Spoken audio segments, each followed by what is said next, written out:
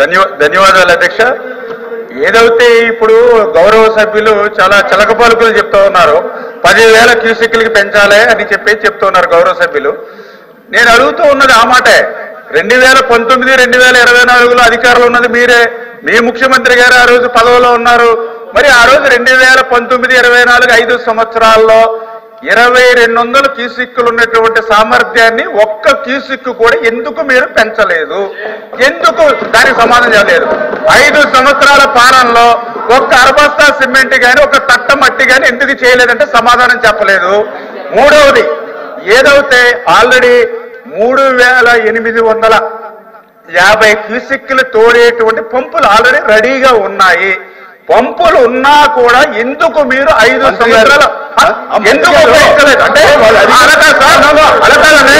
5 సంవత్సరాలు పనిచేయకుండా 5 సంవత్సరాల రూపాయి పనిచేయకుండా ఈ రోజు 10,000 క్యూసెక్కులు పెంచమన్నా మాకు చిత్తశుద్ధి ఉందండి. వాళ్ళు అడిగారు, చెప్పండి. మాకు చిత్తశుద్ధి ఉంది, మాకు అందరి మీద చిత్తశుద్ధి ఉంది. అందుకే మేము ఏ ప్రాజెక్టుకి కేటాయించినటువంటి విధంగా 3,240 కోట్ల రూపాయలు HNSS కి కేటాయించాము. ఏదైతే 2025 జూన్ కల్లా ఆ మొదటి దశ పూర్తి చేసి ఇటు కర్నూలు, అదేవిధంగా అనంతపురం, చిత్తూరు ఉమ్మడి జిల్లాలకి ప్రతి చెరువుకి, ప్రతి గ్రామానికి, ప్రతి నియోజకవర్గానికి నీరు తీసుకెళ్లేటువంటి బాధ్యత ఈ ప్రభుత్వం తీసుకుంటుంది.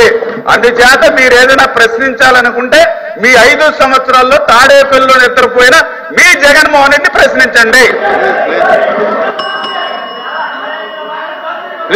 Please question number 220 short notice question. అధ్యక్ష ట్రైబల్ మినిస్టర్. ధన్యవాదాలు అధ్యక్ష. ఏ ప్రశ్నకు సమాధానం అవునండి. బి ప్రశ్నకు సమాధానం ఐటీడీఏలో 428 పోస్టులు మంజూరై ఉంటే అందులో 193 పోస్టులు డిక్లరేషన్ ఉన్నాయి సార్.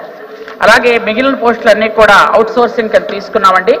అలాగే సి ప్రశ్నకు సమాధానం అటువంటి కేసులు ఏమీ లేవు సార్. డి